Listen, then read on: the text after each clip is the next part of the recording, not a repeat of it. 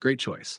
The word worship is central to religious rituals, so exposing its distortion will dismantle a huge part of the religious framework.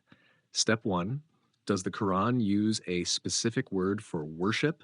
Most translations use worship for multiple different Arabic words, such as ibada, tabud, tabud, sujud, ruku'ar.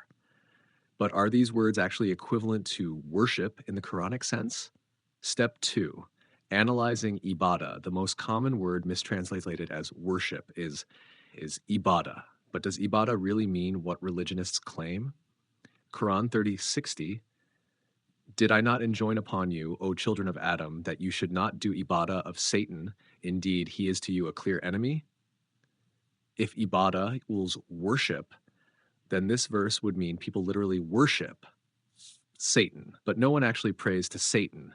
Instead, people serve, obey, and follow Satan's ways. Quran 51, I did not create the jinn and mankind except to do ibada of me.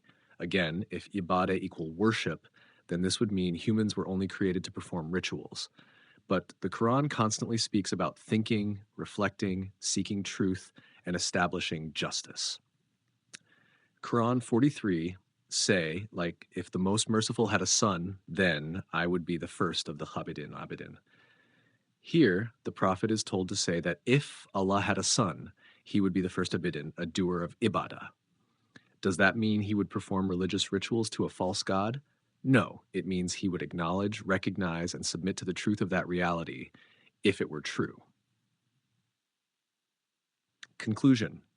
Ibada does not mean ritualistic worship.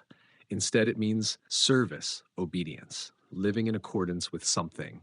This means true ibadah of Allah is not about rituals, it's about living in alignment with truth, justice, and natural laws. Step 3.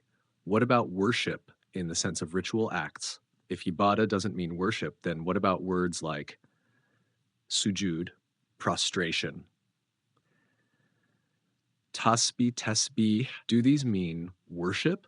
No, even the sun and moon do sujud in the Quran, which proves it's not about physical prayer, but about submission to natural laws. And I want to have final conclusion. Worship is a fabrication. The Quran never commands worship in the religious sense. Instead, it commands truth-seeking, living in accordance with natural laws, serving justice and righteousness.